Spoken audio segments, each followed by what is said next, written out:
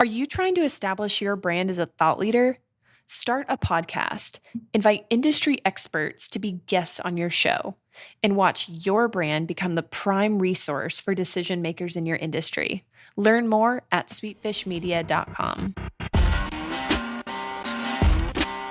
You're listening to B2B Growth, a daily podcast for B2B leaders. We've interviewed names you've probably heard before, like Gary Vaynerchuk and Simon Sinek, but you've probably never heard from the majority of our guests. That's because the bulk of our interviews aren't with professional speakers and authors. Most of our guests are in the trenches leading sales and marketing teams. They're implementing strategy. They're experimenting with tactics. They're building the fastest growing B2B companies in the world. My name is James Carberry. I'm the founder of Sweetfish Media, a podcast agency for B2B brands, and I'm also one of the co-hosts of this show. When we're not interviewing sales and marketing leaders, you'll hear stories from behind the scenes of our own business. We'll share the ups and downs of our journey as we attempt to take over the world. Just kidding. Well, maybe. Let's get into the show.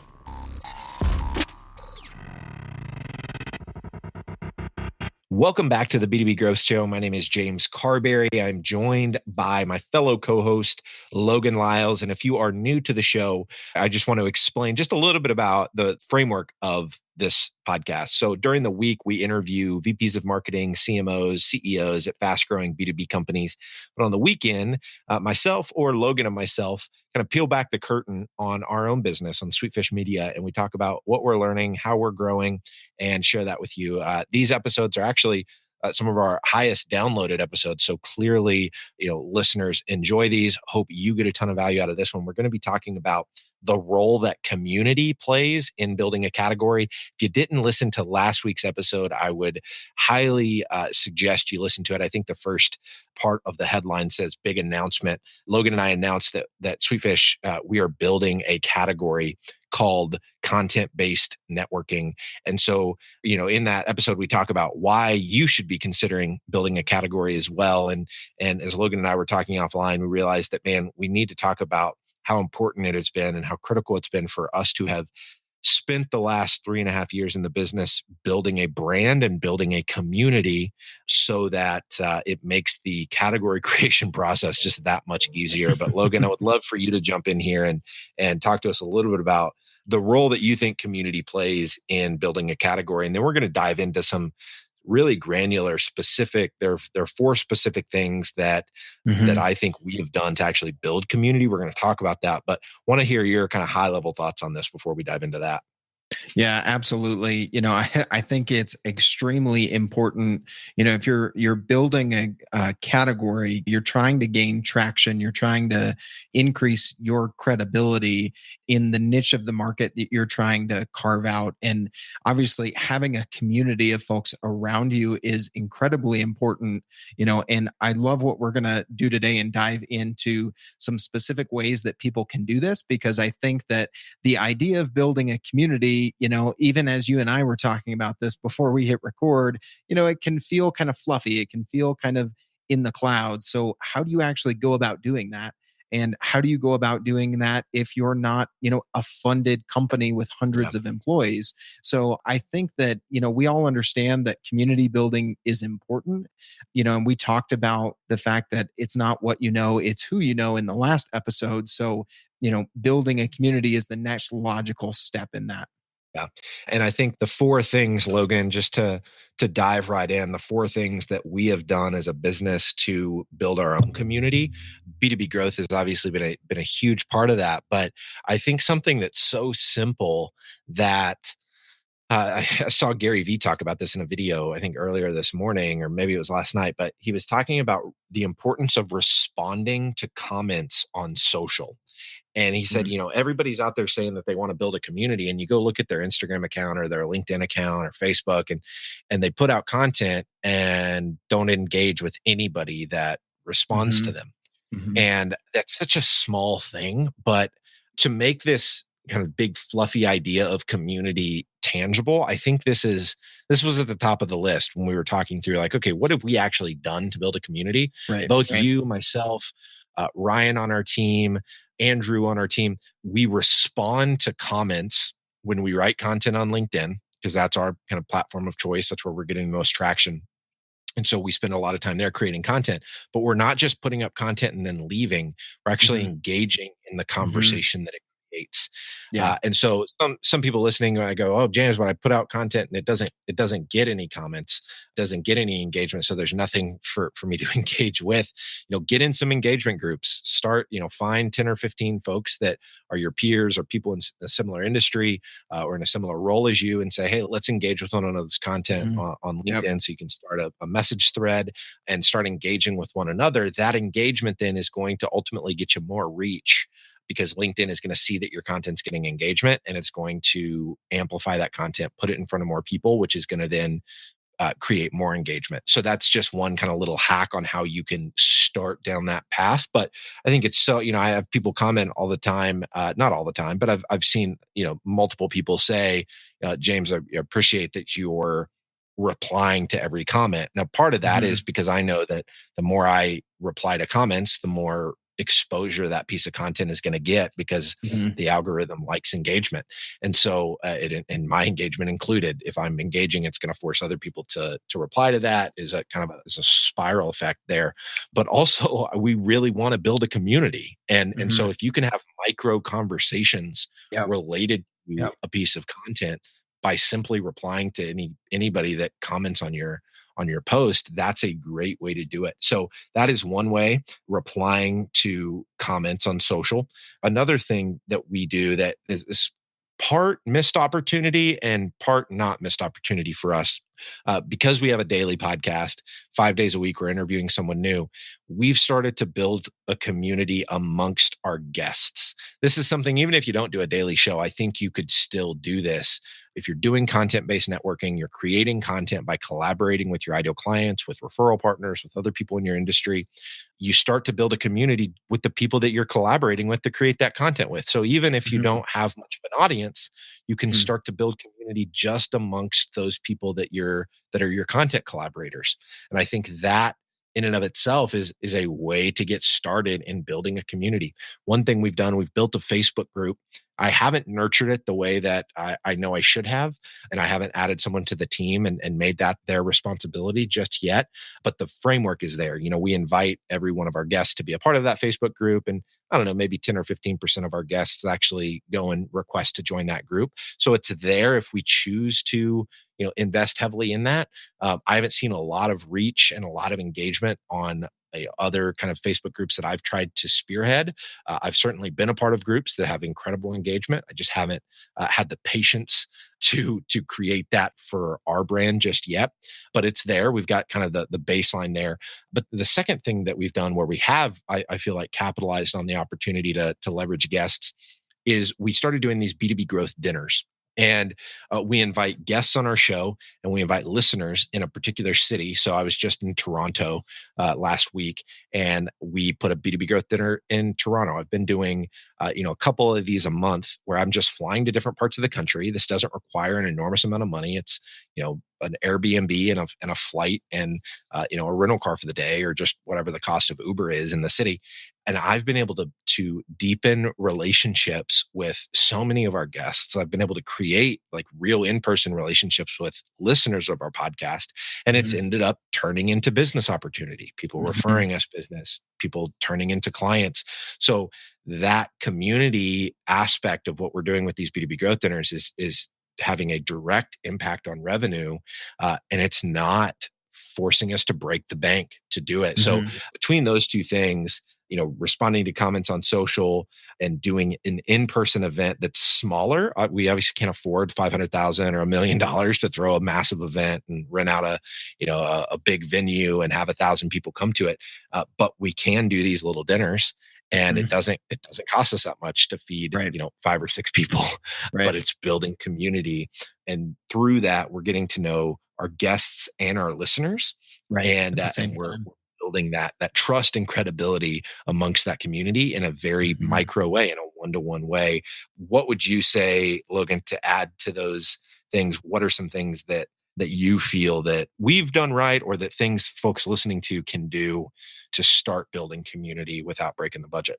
Yeah, I have to stay on that point of the micro events, what we've done with B2B growth dinners, because, if you recall back, the first time you and I connected face to face in person was at a B2B growth lunch. We had known each other for a while, had been friends. I was a listener of the show.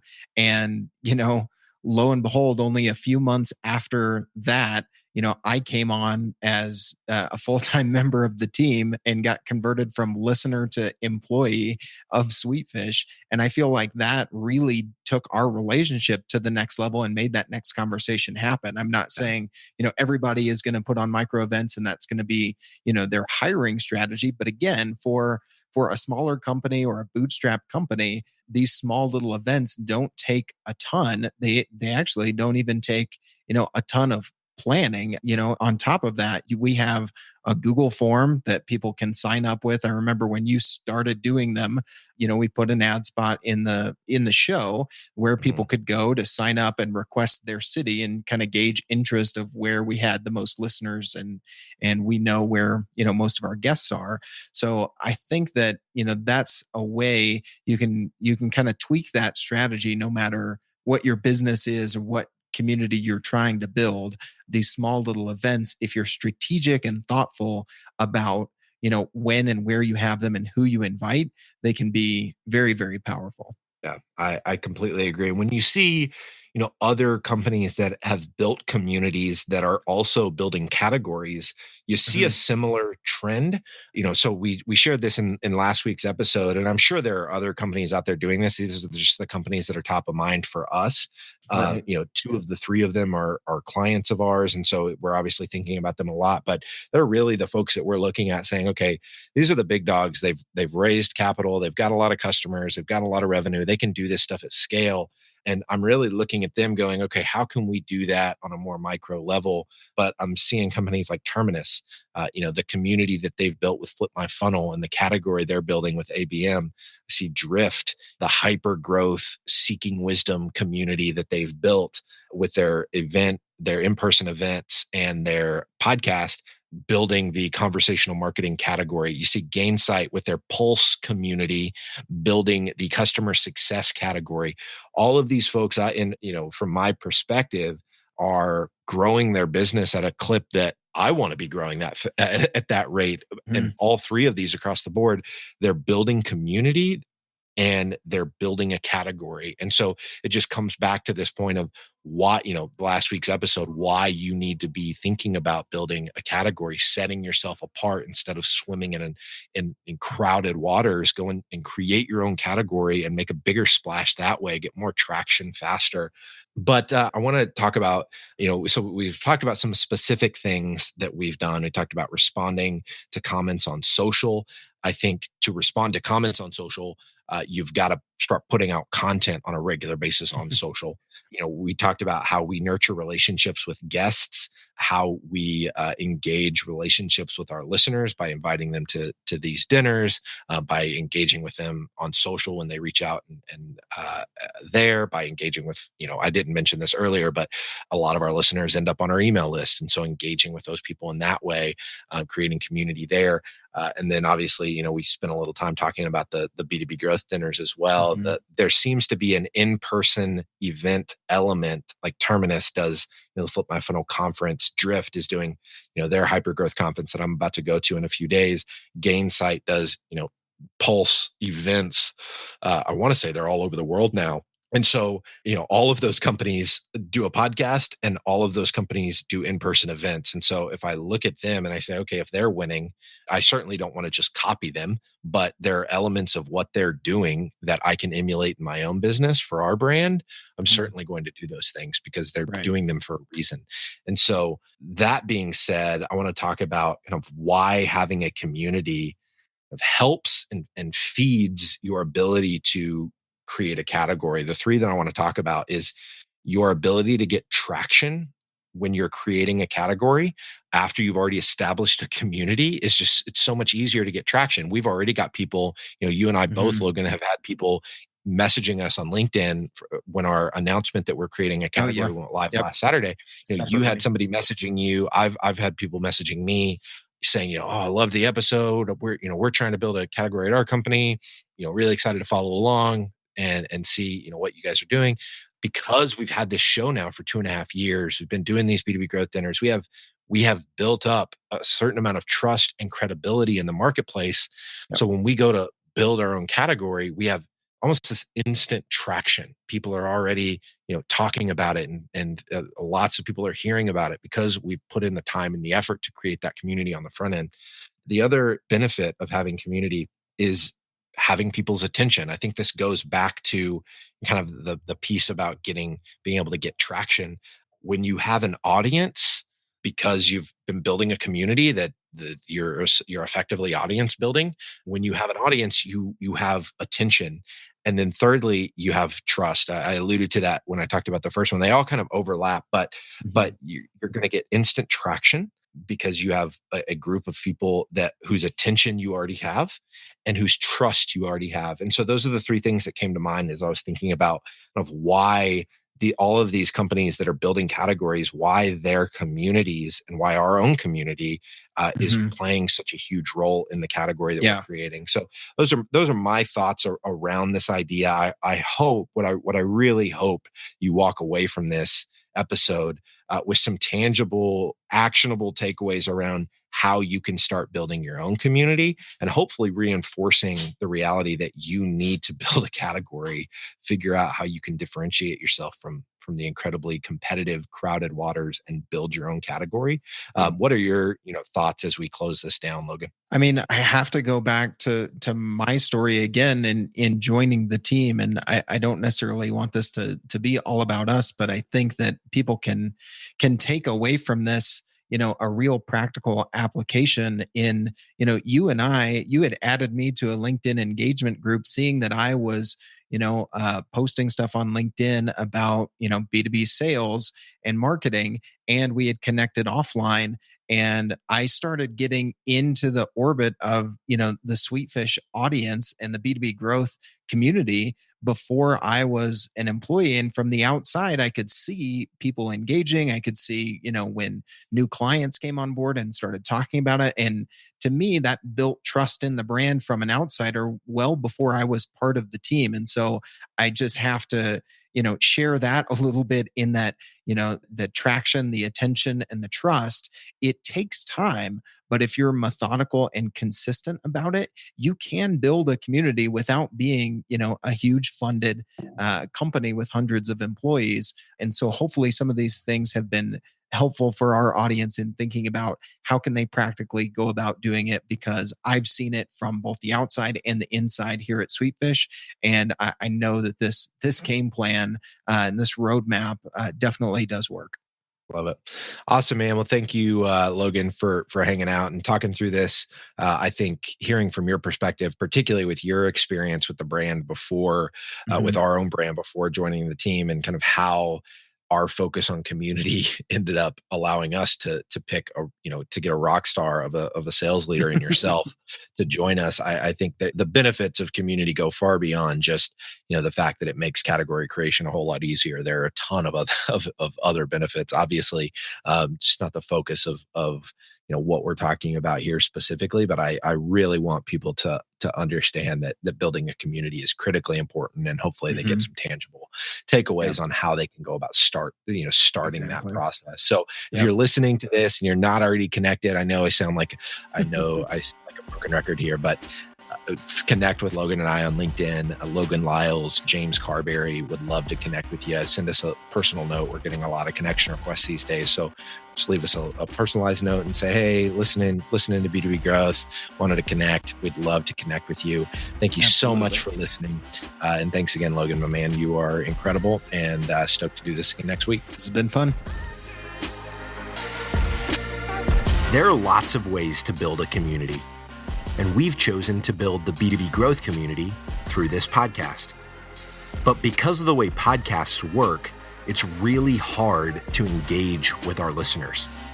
And without engagement, it's tough to build a great community. So here's what we've decided to do. We're organizing small dinners across the country with our listeners and guests. No sales pitches, no agenda, just great conversations with like-minded people. We'll talk business, we'll talk family, we'll talk goals and dreams. We'll build friendships. So if you'd like to be a part of a B2B growth dinner in a city near you, go to b2bgrowthdinners.com. That's b2bgrowthdinners.com. Thank you so much for listening. Until next time.